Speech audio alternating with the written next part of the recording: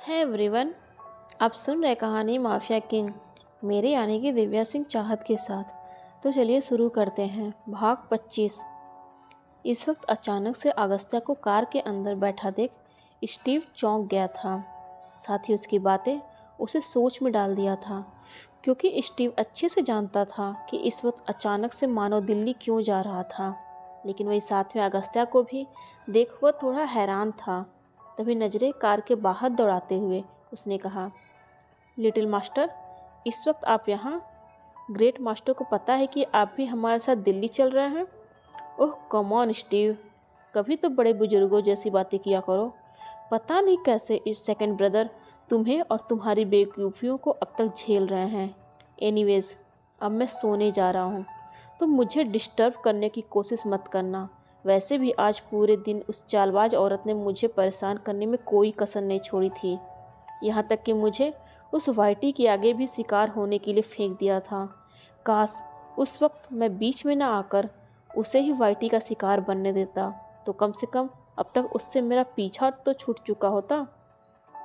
इतना कहते हुए अगस्त्या ने पीछे सीट से टेक लगाया और अपनी आंखें बंद कर ली थी।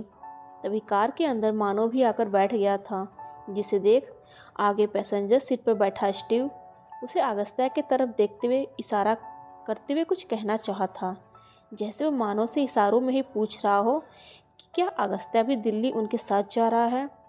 तभी मानो ने ड्राइवर की तरफ देखते हुए चलने का इशारा किया, जिसे देख अब तक स्टीव को भी उसके सवालों का जवाब मिल चुका था और अपने चेहरे को सामने घुमाते हुए सीधा बैठ गया था। कुछ देर तक कार में छाई चुप्पी को तोड़ते हुए अचानक से मानो ने कहा, जो आगे बैठे स्टीव के लिए था, सब रेडी है? ध्यान रहे, गलती की कोई गुंजाइश नहीं होनी चाहिए। ग्रेट मास्टर, चॉपर रेडी है। उसके मालिक को अपनी जुबान बंद रखने के लिए काफ़ी मोटी कीमत भी दी गई है। भरोसा रखें, गलती की गुंजाइश ना के बराबर है। सेकंड ब्रदर, इस वक्त अगर हम किराए की जगह खुद के पर्सनल चॉपर से भी जाते तब भी हमें कोई प्रॉब्लम ना होती, क्योंकि वहाँ पहले से ही हमारा एक सरप्राइज़ इंतज़ार कर रहा है। अपनी बंद आंखों के साथ ही अगस्त्या ने कहा, जो अब तक पीछे सीट पर टेक लगाए काफ़ी वक्त से सोने की एक्टिंग कर रहा था। लेकिन उसकी बातों को सुन स्टीव थोड़ा कंफ्यूज नजर आने लगा था। शायद वह अगस्त्या की बातों का मतलब समझने की कोशिश कर रहा था। तो वही मानो जहां वह भी कुछ रिएक्ट कर पाता, उससे पहले ही ड्राइवर अचानक से चलती कार पर ब्रेक लगा चुका था, जिस वजह से सबकी नज़रें अब सामने घूम चुकी थीं। सामने एक दूसरी कार, जिसके बाहर कार से टेक लगाए रणविजय सेठी को खड़ा देख ड्राइवर ने कार पर ब्रेक लगा दिया था। लेकिन रणविजय को देखते ही मानो तुरंत बाहर निकल आया था। काम हुआ, एक सपाट लहजे में रणविजय की तरफ देखते हुए मानो ने कहा, जिसके जवाब में रणविजय सेठी भी मानो के तरफ कुछ पेपर्स को बढ़ाते हुए कहा, जल्दबाजी में अभी आधा काम ही हो पाया है, लेकिन आज रात तक वो भी पूरा हो जाएगा। बस तुम्हें इन पेपर्स का काम वहाँ जाकर पूरा करना होगा। हो जाएगा, मानव ने कहा और रणविजय के हाथ से उन पेपर्स को लेते हुए वापस अपनी कार की तरफ मुड़ गया था। तभी रणविजय वापस जाते हुए मानव को पीछे से रोकते हुए कहा, मानव ध्यान रहे, आज ये काम तुम्हें हर हाल में करना होगा, नहीं तो हमारे हाथ सिर्फ हार लगेगी और सेठी ब्रदर्स को हारने की आदत नहीं है। रणविजय की इन बातों को सुन मानव ने बस अपनी गर्दन हाँ में हिलाया था, जैसे वह रणविजय सेठी को इशारों में ही आश्वासन दे रहा हो कि वह अपना काम पूरा करके ही लौटेगा। तभी रणविजय भी अपनी बातों को जारी रखते हुए आगे कहा, और छोटे का ख्याल रखना, अभी गर्म खून है, बहुत जल्दी खौलने लगता है। उसे वक्त पर सही गलत का भी समझ नहीं रहता, जिसे आज तुम्हें संभालना होगा। हाँ, मानव ने बस इतना कहा। तभी रणविजय भी आगे बढ़कर मानव के गले लग गया था, यह कहते हुए कि काश मैं भी तुम लोग के साथ चल पाता, लेकिन यहाँ रहकर एक ज़रूरी काम भी निपटाना है। एनीवेज, काव्या की चिंता मत करना, मैंने जेम्स को उसके कमरे के बाहर ही लगा रखा है। तुम्हारे वापस आने तक वह उसकी परछाई बनकर रहेगा। थैंक्स, मानो ने कहा और वहाँ से अपनी कार की तरफ वापस से मुड़ गया। तो वही रणविजय भी अब तक अपनी कार के अंदर बैठ चुका था, जिसके कुछ घंटे बाद दिल्ली के एक आलीशान बंगले से थोड़ी दूरी मेंटेन किए हुए एक ब्लैक चमचमाती कार खड़ी थी। उस बंगले से उस कार की इतनी दूरी थी कि ना बंगले में आने जाने वाले किसी भी शख्स की उस पर नज़र पड़ सकती थी और ना ही कार के अंदर इस वक्त बैठे मानो अगस्त्या और स्टीव ही कुछ देख पा रहे थे, सिवाय अगस्त्या के सामने खुले लैपटॉप के अलावा, जिसमें उस बंगले के अंदर आने जाने वाले हर शख्स की मौजूदगी को दिखा रहा था। लेकिन लैपटॉप की स्क्रीन की तरफ देखते हुए जहां इस वक्त मानव की आंखें छोटी थी, तो वही अगस्त्या और स्टीव की आंखों में हैरानी साफ झलक रही थी, क्योंकि इस वक्त अगस्त्या ने दिल्ली में मौजूद यशवर्धन ठाकरे के बंगले की सारी सीसीटीवी कैमरे को हैक करते हुए उन्हें अपने लैपटॉप से कनेक्ट कर लिया था। लेकिन उनकी हैरानी की असली वजह यशवर्धन ठाकरे के बंगले में इस वक्त काबिली गैंग की मौजूदगी था। वही यह बात मानव और अगस्त्या अच्छे से जानते थे कि काबिली गैंग वालों के साथ उनके रिश्ते कभी भी अच्छे नहीं थे। जहां मुंबई के पश्चिमी तट पर अपना हक जमाने के लिए मानव सेठी ने शुरू से ही काबिली गैंग को खदेड़ रखा था, जिस कारण से इस गैंग को हमेशा से बिजनेस में लॉस ही होता आ रहा था, क्योंकि गैर कानूनी धंधों का एकमात्र रास्ता समुद्री तट था। अगर वो अपना बिजनेस सड़क के रास्ते करते तो हर वक्त उन्हें सरकार के आदमियों से पकड़े जाने का डर लगा रहता था, जिस वजह से उनका बिजनेस दिन प्रतिदिन मंदा होता जा रहा था।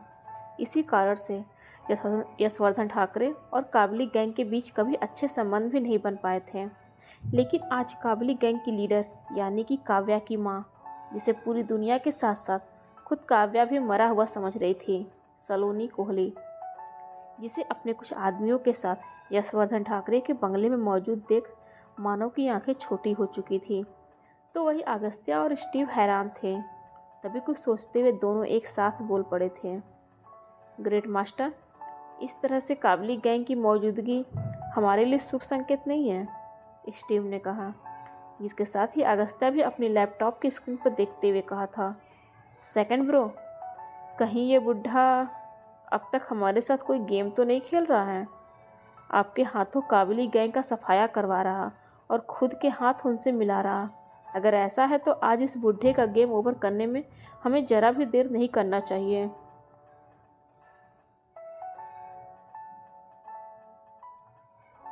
अपनी बातों को पूरा करते हुए अगस्त्या तुरंत गुस्से में कार का गेट खोलते हुए बाहर निकलने वाला था, लेकिन तभी अचानक से मानो उसके बाजुओं को पकड़ते हुए उसे रोक दिया था। सेकंड ब्रदर, आप यहाँ बैठकर अपनी पारी के आने का इंतजार कीजिए, लेकिन आज मैं इस बुढ़े के साथ साथ उस चालबाज औरत की माँ को भी नहीं छोड़ने वाला। आज उन्हें बता कर रहूँगा कि हमारे साथ गद्दारी करने का नतीजा क्या होता है। मानव के द्वारा खुद को इस तरह से रोके जाने पर अगस्त्या अब तक गुस्से में तिलमिला उठा था। तो वही मानव जो शांत था, लेकिन नज़रें अभी भी अगस्त्या के लैपटॉप के स्क्रीन पर चल रही फुटेज पर थी। तभी अचानक से अगस्त्या की भी नज़र उस फुटेज पर टिक गई थी, जिसे एकटक मानव देख रहा था, जिन्हें देखते हुए अगस्त्या का गुस्सा सेकंड भर में ही गायब हो चुका था, लेकिन आंखें चौंकते हुए बड़ी हो गई थीं। आखिर ये चल क्या रहा है? अगस्त्या ने कहा और अपनी नज़रें मानव के ऊपर टिका दी थी। तो वही आगे बैठा स्टीव भी इस वक्त जैसे किसी शौक में लेकिन मानव को ही देख रहा था। तो वही दूसरी तरफ यशवर्धन ठाकरे के बंगले के अंदर हॉल में ही एक सिंहासन नुमा बनी ऊंची कुर्सी पर बैठा यशवर्धन ठाकरे इस वक्त थोड़ी चिंता में नजर आ रहा था। उसके सामने ही बैठे उसके दोनों बेटे अमर और सुमित उसकी तरफ ही टकटकी लगाए बैठे थे, जैसे वह दोनों यशवर्धन ठाकरे से अपने किसी जवाब के इंतजार में हों। तभी यशवर्धन ठाकरे के सबसे बड़े बेटे अजीत, जिसे काबली गैंग वालों के साथ मिला हुआ देख मानो ने कुछ सालों पहले ही उसे मार डाला था, उसकी पत्नी रेशमा ठाकरे, जो इस वक्त यशवर्धन ठाकरे के सामने ही बैठी हुई थी, अपनी चुप्पी तोड़ते हुए लेकिन हल्के गुस्से में ही बोली थी, पिताजी, आपके इस चुप्पी का हम क्या मतलब निकालें? कहीं कुर्सी की लालच में आप अपने रिश्ते, अपने बड़े बेटे की मौत को तो नहीं भूल गए? या फिर ये भूल गए कि अजीत को मारने वाला कौन था? आपने ये तो बता दिया कि माफिया किंग के नए उत्तराधिकारी को चुनने का वक्त आ चुका है, लेकिन वह कौन है, इस बात को आप कब उजागर करेंगे? भाभी जी से मैं पूरी तरह से सहमत हूँ पिताजी। उत्तराधिकारी के रूप में तो सिर्फ आपके 2 बेटे हैं जिन्हें माफिया किंग की कुर्सी पर बैठना चाहिए, फिर आप किस सोच में हैं? तभी यशवर्धन ठाकरे को अभी भी चुप देख उनके छोटे बेटे सुमित ने कहा, जिसकी बातें सुन यशवर्धन ठाकरे कुछ कहता उससे, या फिर अमर या रेशमा कुछ कहती, उससे पहले ही उनकी कानों में एक दूसरी आवाज़ गूंजी, या फिर ये बुढ़ा अभी कुर्सी छोड़ना ही नहीं चाहता। इस आवाज़ को सुनते ही, साथ ही इस लाइन को कहने वाले को देखते ही वहाँ मौजूद सभी की आंखें हैरानी से फैल चुकी थी।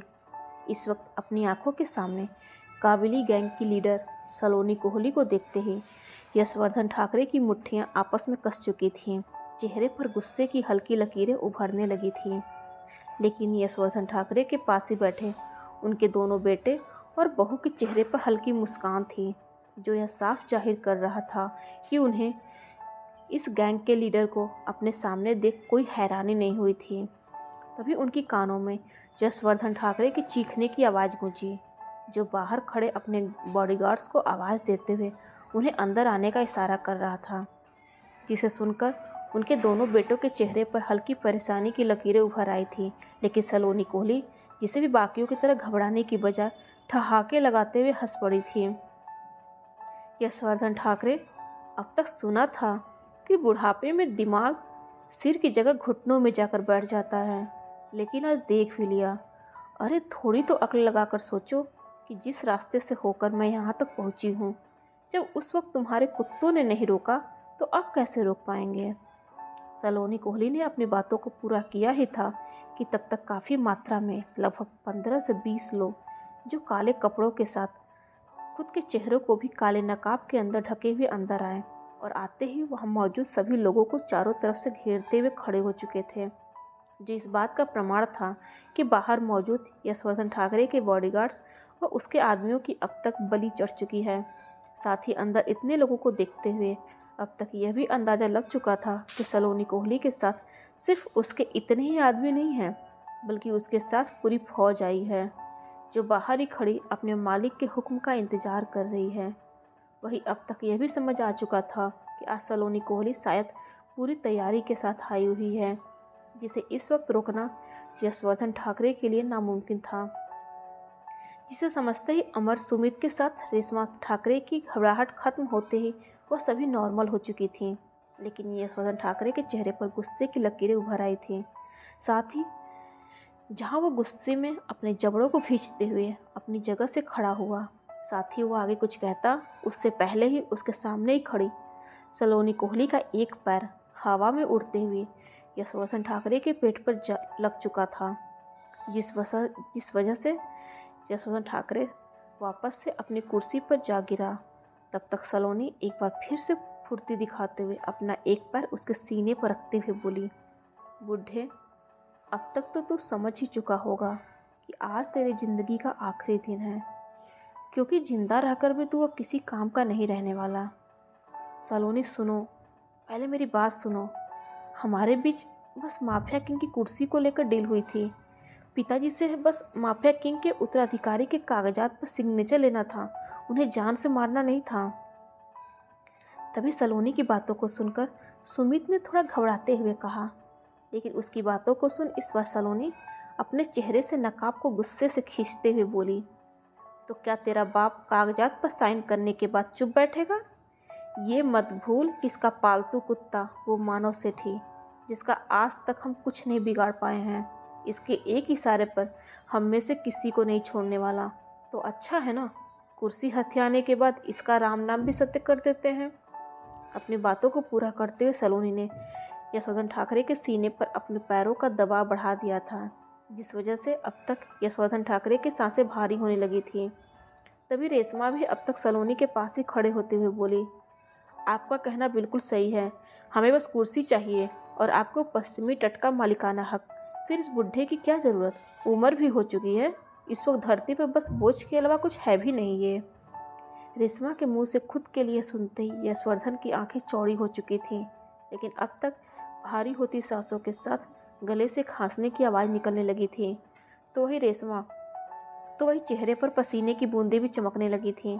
तभी पीछे खड़ा उनका छोटा बेटा सुमित, जो अपने पिताजी की हालत देख थोड़ा विचलित नजर आने लगा था, तुरंत अपनी जगह से आगे बढ़ते हुए बोला, सलोनी, हम आराम से भी बात कर सकते हैं। इस तरह से पिताजी को टॉर्चर करना ठीक नहीं लग रहा। आखिरकार हम उनके बेटे हैं, इसलिए कुर्सी का अगला उत्तराधिकारी भी बड़े भाई साहब ही बनेंगे और वादे के मुताबिक मुंबई का पश्चिमी तट भी तुम्हारे कब्जे में होगा। मेरी बात सुनो, पिताजी दमा के मरीज हैं, देखो उनकी तबीयत भी बिगड़ रही है। इस मामले से तुम दूर रहो सुमित, अभी तुम इतने बड़े भी नहीं हुए हो कि हमारे काम में दखल देने का साहस कर सको। तभी पीछे से सुमित की बातों को सुनते ही यशवर्धन ठाकरे का बड़ा बेटा अमर आगे बढ़ते हुए कहा था, जिसकी बातों का जवाब देते हुए सुमित ने कहा, लेकिन भाई साहब, पिताजी।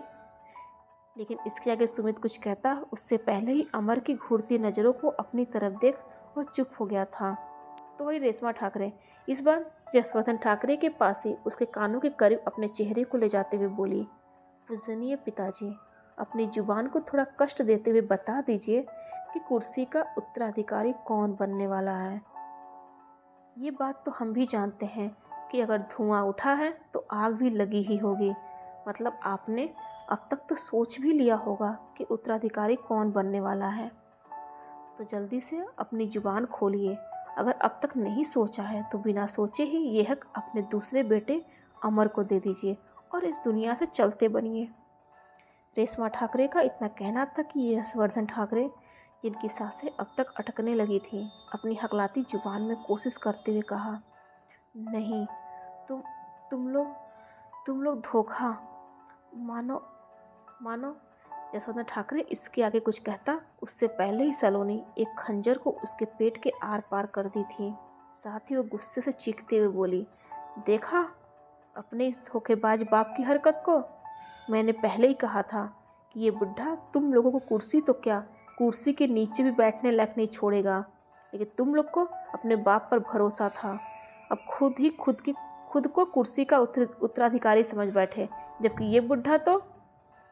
इतना कहते हुए सलोनी कोहली यशवर्धन ठाकरे के पेट से उस खंजर को एक झटके में बाहर खींचते हुए उसे एक बार फिर से यशवर्धन ठाकरे के पेट पर वार करने वाली थी कि तभी अचानक से एक बुलेट उसके उसी हथेली के आर पार हो चुका था, जिस वजह से उसके हाथ तक खंजर छूटते हुए तुरंत नीचे गिर पड़ा था। साथ ही सलोनी भी एक अनचाहे दर्द से छींक उठी थी। वही बाकी कुछ समझ पाते उससे पहले ही उनके कानों में गोलियों की आवाज़ गूंजने लगी थी। नज़रें घुमाकर देखा तो चारों की आंखें फैलते हुए बड़ी हो चुकी थी, क्योंकि इस वक्त उनके सामने दो नकाबपोश, जो अपने चेहरे को ढके हुए थे लेकिन काफ़ी फुर्ती के साथ काबिली गैंग यानी कि सलोनी कोहली के आदमियों को मारते जा रहे थे। वही उन्हें इस तरह से मारते देख सलोनी कोहली, जो इस वक्त अपने एक हाथ से दूसरे हाथ की कलाई को पकड़ी खड़ी थी, उन नकाबपोश को इस तरह से मारते हुए देख बस इतना ही कहा था, मानव सेठी, क्या ये मानव सेठी है? डियर फ्रेंड्स, आज के लिए बस इतना ही। अगले भाग में जल्द ही मुलाकात होगी। और हाँ, आपको स्टोरी पसंद आ रही होगी तो प्लीज़ लाइक, शेयर और चैनल को सब्सक्राइब जरूर कीजिएगा। हर हर महादेव।